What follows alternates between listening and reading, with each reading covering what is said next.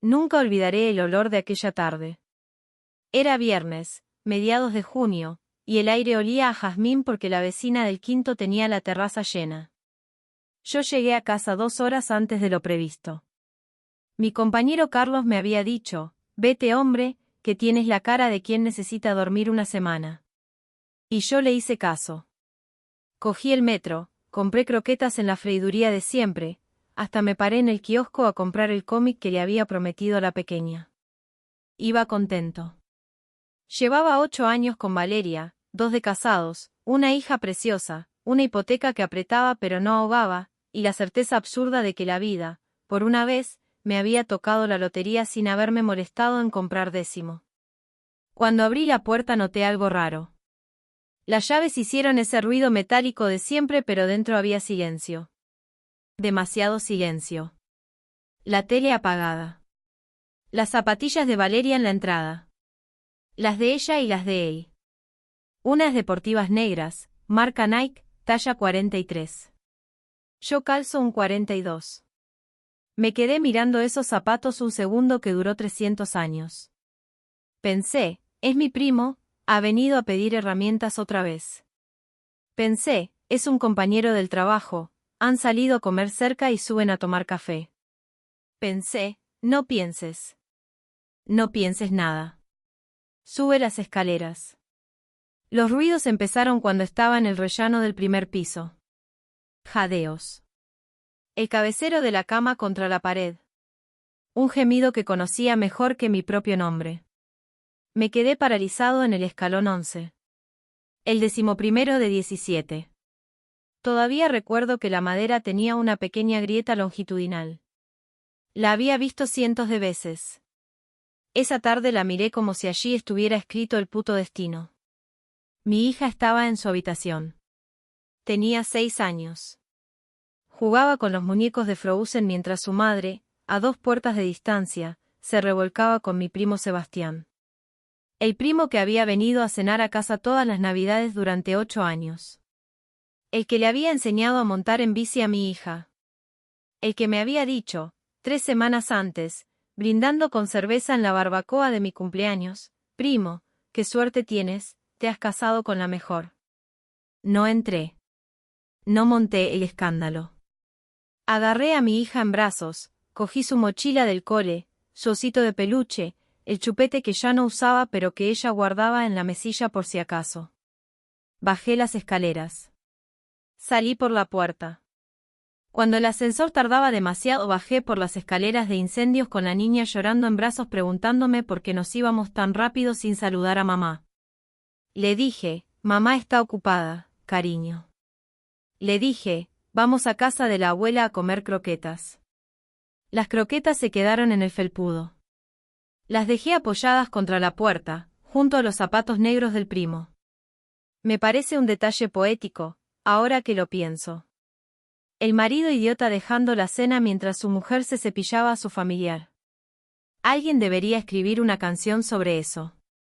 Pasaron 3 semanas antes de que pudiera articular una frase completa sin que se me rompiera la voz. Me fui a casa de mi madre con mi hija. No expliqué nada. Solo dije que Valeria y yo estábamos pasando por una mala racha. Mi madre, que siempre lo sabe todo, no preguntó. Se limitó a dejar comida caliente en la nevera y a no hacer ruido por las mañanas. Mi hija empezó a preguntar cuando volvía a casa. Yo respondía, pronto, mi vida, muy pronto. Mentía. No sabía si volvería nunca. Valeria me llamó 117 veces en las primeras 48 horas. Lo sé porque lo miré. No contesté ninguna. Al tercer día apareció en la puerta de mi trabajo. Llevaba gafas de sol aunque era noviembre y llovía. Me dijo, ¿podemos hablar? Me dijo, fue un error, solo fue una vez. Me dijo, te quiero a ti, él no significa nada. Me dijo todas las frases que vienen de serie en el manual del infiel edición de lujo. No le creí ni una palabra. Porque yo había visto los mensajes en su iPad. Había visto el hilo de WhatsApp con Sebastián donde hablaban de cómo iban a decirme lo nuestro. Donde él decía, ella no te quiere como te quiere a ti. donde ella respondía con corazones rojos, donde hablaban de escapadas de fin de semana cuando yo llevaba a la niña con mis padres, donde él le preguntaba si yo era malo en la cama y ella respondía, no, solo es aburrido. Así que cuando la tuve delante, temblando bajo la lluvia con sus gafas oscuras que ocultaban ojos que seguramente no habían llorado ni una lágrima, le dije solo una frase, el lunes te envío los papeles. Y me di la vuelta. Ella me puso una demanda de divorcio antes que yo. Me acusaba de abandono del hogar, de poner a la niña en contra suya, de hacerle daño psicológico. Consiguió una orden de alejamiento temporal. Durante 3 meses solo pude ver a mi hija los fines de semana alternos en un punto de encuentro, con una psicóloga delante cronometrando las visitas. Yo que nunca había levantado la voz, que había cambiado pañales, que me levantaba todas las noches cuando la niña tenía pesadillas, que había dejado mi puta carrera profesional para que ella pudiera ascender en el banco. Yo era el malo. Ella era la víctima. Mi primo Sebastián, ese héroe, ese apoyo moral, había declarado como testigo a su favor diciendo que yo era un hombre violento e inestable. Nunca había sido violento en mi vida. Pero delante de un juez vale más la palabra de 2 que la de 1. Por eso los pillos siempre viajan en pareja. El divorcio se firmó 14 meses después. Ella se quedó la casa. Se quedó el coche grande. Se quedó la mitad de mis ahorros. Se quedó casi todo. Yo me quedé con mi hija los fines de semana alternos, un estudio de 40 metros cuadrados en un barrio obrero, una deuda con el banco para pagar al abogado, y un rencor tan profundo que algunas noches me despertaba ahogado en él, como si alguien me estuviera sentando en el pecho. Durante 2 años intenté reconstruir mi vida. Conseguí un piso mejor. Mi hija empezó a dormirse en mi casa sin llorar. Conocí a Elena, una profesora de literatura que olía a lavanda y tenía 2 gatos y una sonrisa lenta. No le conté la historia entera hasta el 6.º mes. Cuando se lo conté, lloró. No por mí, dijo, sino porque el ser humano es capaz de tanta belleza y tanta miseria a la vez. Me prometió que nunca me haría daño. Le creí. Empecé a creer otra vez. Pero el universo, o el karma, o quizás solo la casualidad estúpida que rige nuestras vidas, tenía otros planes. 3 años después del divorcio, recibí un mensaje de Sebastián. No tenía su número guardado pero reconocí la foto de perfil. Estaba abrazado a Valeria en una playa. Ella llevaba un vestido blanco. Él una camisa azul. Sonreían. El mensaje decía, primo, sé que no tengo derecho a pedirte nada, pero me caso con Valeria el 12 de septiembre y me encantaría que vinieras. No como invitado. Como padrino. Quiero que seas mi padrino. Me quedé mirando el teléfono un tiempo que no sé cuantificar. Elena me preguntó quién era. Se lo enseñé. Ella tardó 5 segundos en procesar y luego dijo, este tío es imbécil o psicópata. Las 2 cosas, respondí. Pero voy a aceptar. Elena me miró como si me hubiera salido una tercera cabeza. Pensé que iba a discutir, a decirme que alimentar el rencor es malo, que hay que soltar, que el perdón es para uno mismo. No dijo nada de eso. Me puso la mano en el brazo y dijo, hagámoslo bien. Empecé a escribir el discurso 3 meses antes de la boda.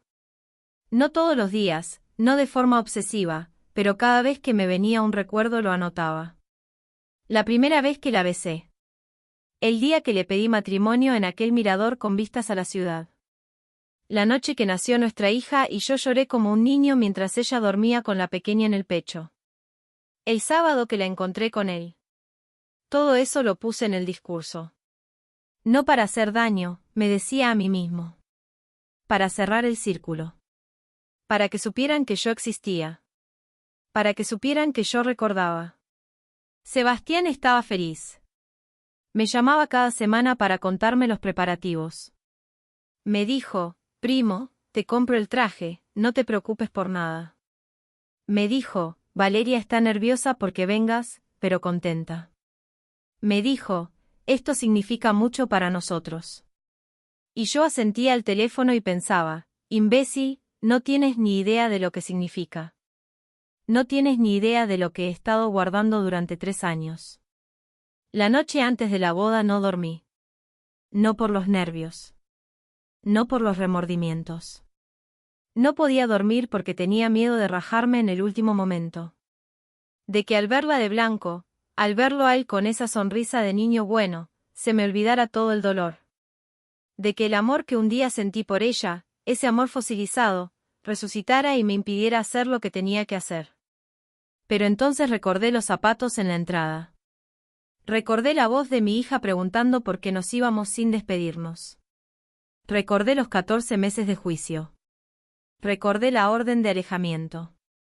Recordé al psicólogo forense preguntándole a mi niña de 6 años si papá le gritaba. Recordé que ella había dicho no, papá nunca grita, y aún así el juez me quitó la custodia porque el informe de ella era más creíble. Me levanté a las 5 de la mañana. Me puse el traje que él había pagado. Me até los zapatos. Miré el papel doblado en 4 dentro del bolsillo interior de la chaqueta. Elena dormía. Me acerqué, le di un beso en la frente, y susurré, pase lo que pase, te quiero. Ella movió los labios dormida, como si respondiera. Nunca le dije lo que iba a hacer. No quería arrastrarla a mi vendetta. La boda era en una finca a las afueras. Había arcos de flores blancas, un cuarteto de cuerda, copas de cava en bandejas de plata. Todo perfecto. Todo caro. Todo pagado con la hipoteca que yo había firmado y que ella se quedó. Reconocí a muchos invitados. Mi tía Luisa, la madre de Sebastián, que me había llamado falso y rencoroso cuando supe lo del divorcio. Mi prima Carla, que había dejado de hablarme. Compañeros del banco de Valeria que me miraron con esa mezcla de lástima y morbo que reservamos para las tragedias ajenas. Nadie se acercó a saludarme. Yo era el fantasma en la fiesta. El marido cornudo al que habían invitado por caridad o por cinismo. La ceremonia fue un suplicio de 20 minutos. Ella entró del brazo de su padre. Él la esperaba en el altar. Intercambiaron anillos. Se rieron nerviosos. Se dieron un beso casto, de esos que se dan cuando hay 70 invitados mirando. Yo miraba a mi hija, que era la damita de honor, sosteniendo el ramo con sus manos pequeñas, sonriendo, tan ajena a todo. Pensé, lo que voy a hacer va a romperle algo. Pensé, pero si no lo hago, lo que se rompe soy yo. Llegó el banquete. Llegaron los discursos. El padre de ella lloró. La hermana de él contó anécdotas de la infancia. El mejor amigo hizo un chiste subido de tono que arrancó risas tímidas. Y luego el maestro de ceremonias dijo, y ahora, el hermano del novio, su padrino, Mateo, va a dedicar unas palabras. Silencio. 60 caras mirándome. 60 pares de ojos que esperaban un discurso bonito. Un brindis. Un deseo de felicidad eterna. Me levanté. Caminé hacia el atril. Notaba el papel quemándome en el pecho. Lo saqué. ¿Lo desdoblé? Respiré hondo. Hola, dije. Soy Mateo. Soy el primo de Sebastián. Y también soy el exmarido de la novia. El sonido del silencio absoluto es el más ruidoso que existe. Se oía el tintineo de una copa que alguien había dejado caer. Se oía mi respiración. Se oía mi corazón. Se oía el miedo. Voy a leer unas cosas, continué. Por favor, aguanten hasta el final. Miré a Valeria. Estaba pálida. Miré a Sebastián. No pestañeaba. Miré a mi hija, que me observaba desde la mesa infantil sin entender nada. Volví al papel. Hace 8 años conocí a una chica. Se llamaba Valeria. Me enamoré de ella como solo se enamora uno a los 25, con toda la estupidez y toda la fe de quien todavía no sabe que el amor a veces es una emboscada. Ahorré durante meses para comprarle un anillo. Pedí el turno de noche durante un año entero para pagar la entrada de nuestro piso.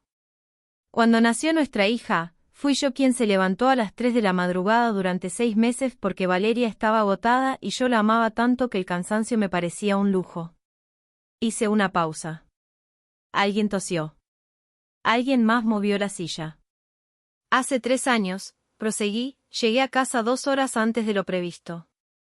Tenía en la mano un cartucho de croquetas y un cómic para mi hija. Encontré a Valeria en mi cama.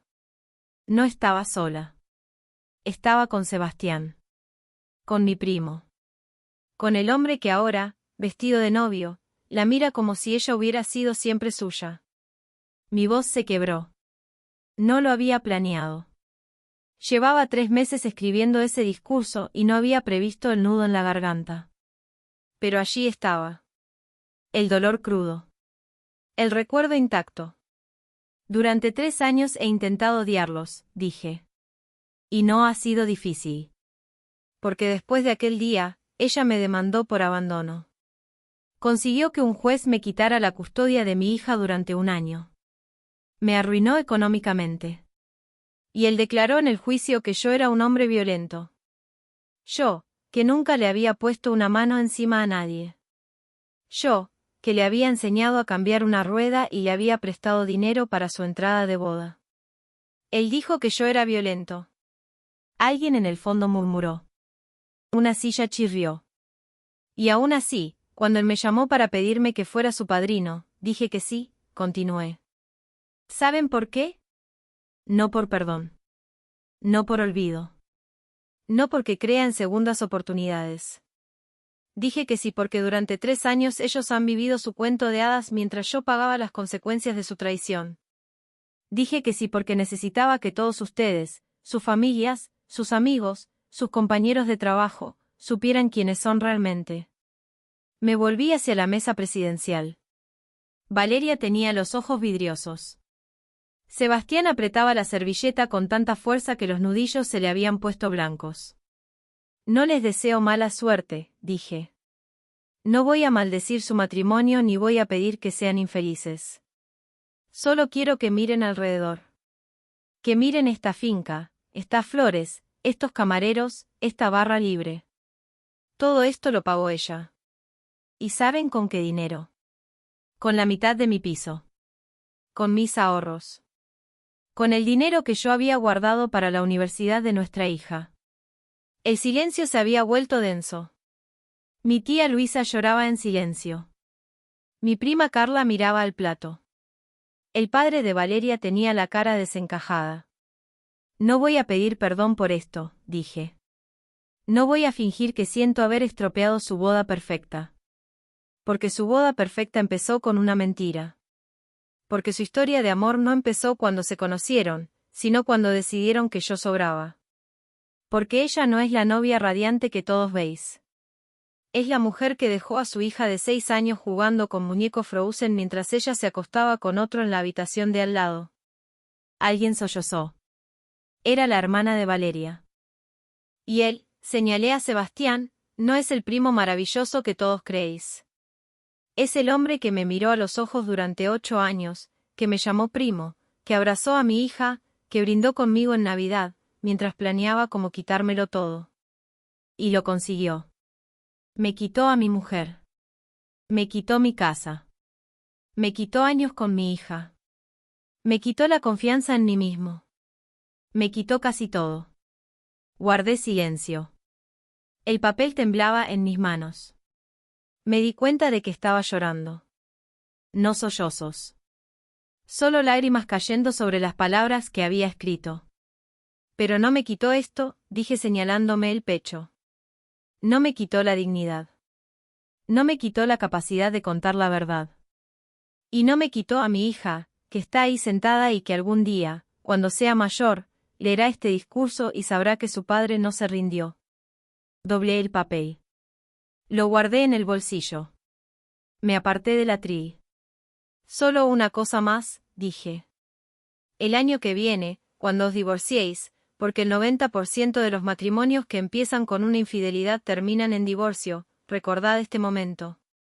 Recordad que alguien os estuvo esperando 3 años. Recordad que el tiempo no siempre lo cura todo. A veces el tiempo solo congela el dolor hasta que alguien encuentra el momento perfecto para descongelarlo. Nadie se movió. Nadie habló. Me giré y empecé a caminar hacia la salida. Los tacones de Elena resonaron detrás de mí. No me había dado cuenta de que estaba allí. Me cogió de la mano y no dijo nada. Seguimos caminando. Las puertas de cristal se abrieron al jardín. El sol de septiembre calentaba la cara. La yerba olía a tierra mojada. Habían regado los macizos de flores hacía un rato. Llegamos al coche. Elena abrió la puerta del copiloto. Me senté. Ella rodeó el capó y se sentó al volante. Puso las manos en el volante pero no arrancó. Se quedó mirando al frente. Yo también. ¿Sabes lo que ha dicho mi hija? Pregunté. Elena negó con la cabeza. Cuando bajaba las escaleras, la he oído. Le ha preguntado su madre, mamá, papá está enfadado con nosotros. Y Valeria no le ha contestado. Se ha quedado callada. Elena apretó el volante. Pero mi hija no se ha callado, continué. Ha dicho, no pasa nada, mamá. Papá a veces se pone triste, pero siempre vuelve. No lloré. No me había quedado ninguna lágrima dentro. Elena arrancó el coche. Salimos del aparcamiento mientras los invitados empezaban a asomarse a las puertas. No miré atrás. No necesitaba ver sus caras. Necesitaba llegar a casa, tumbarme en el sofá, sentir el peso de 3 años deslizándose de mis hombros. Pasaron 2 semanas. Llamadas perdidas de números desconocidos. Mensajes de familiares insultándome. Mi madre diciendo que había sido demasiado cruel. Mi padre guardando silencio, que era su manera de decirme que estaba orgulloso. Elena preparando cenas mientras yo no tenía hambre. Las noches en vela preguntándome si había sido un monstruo. Y luego, el jueves por la tarde, una carta en el buzón. Letra infantil. Pegatinas de unicornios en el sobre. La abrí con las manos temblorosas. Decía, papá, el otro día en la boda no entendí lo que dijiste. Pero mamá ha estado llorando toda la semana y abuela Luisa dice que eres malo. Yo no creo que seas malo. Tú me enseñaste a montar en bici. Me compras croquetas los viernes. Me lees cuentos antes de dormir. Los malos no hacen eso. Así que no sé por qué estás enfadado, pero cuando quieras volver a verme, yo te espero en el Parque de los Columpios los sábados por la mañana. Te quiere, Lucía. Leí la carta 5 veces. Luego la doblé con cuidado y la guardé en la caja donde conservo los dibujos de cuando era bebé, su primer diente, la pulsera del hospital. El sábado fui al Parque de los Columpios. Me senté en un banco y esperé. A las 11 menos cuarto apareció ella, cogida de la mano de su madre. Valeria me vio. Se quedó quieta un momento. Luego soltó la mano de Lucía y se alejó hacia el kiosco, dejándonos solos. Lucía corrió hacia mí. Se colgó de mi cuello. Olía a jabón y a yerba. No preguntó nada. Solo dijo, papá, ¿me empujas en el columpio? La empujé durante 1 hora. Sus risas llenaban el parque. El sol calentaba. Alguien paseaba a un perro.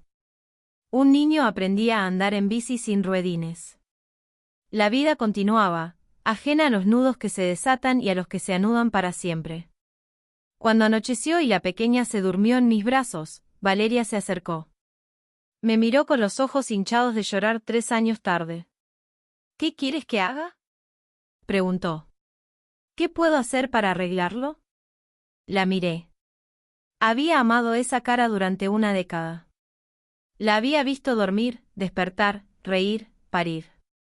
La había visto destruirme. Ya no sentía nada. Nada, respondí. Ya está todo hecho. Ella asintió. Cogió a Lucía en brazos y se alejó calle abajo. Mi hija se despidió con la mano, medio dormida. Yo levanté la mía. Luego metí las manos en los bolsillos y caminé hacia casa, donde Elena me esperaba con la cena caliente y 2 gatos en el sofá. No es una historia de venganza. No es una historia de justicia. Es solo la historia de un hombre que tardó 3 años en recuperar su nombre. Y al final, lo único que realmente importa no es lo que les hiciste a ellos, sino lo que hiciste contigo mismo. Si esta historia te ha removido algo por dentro, si has conocido a alguien que haya pasado por una situación así, o si simplemente crees que la verdad merece ser contada aunque duela, suscríbete al canal. Porque hay cientos de personas ahí fuera que necesitan escuchar que no están solas, que el dolor no dura eternamente, que un día el sol vuelve a calentar aunque creas que el invierno no se va a acabar nunca. Comparte este vídeo. Ponlo en tus redes. Que llegue a quien tenga que llegar. Y recuerda,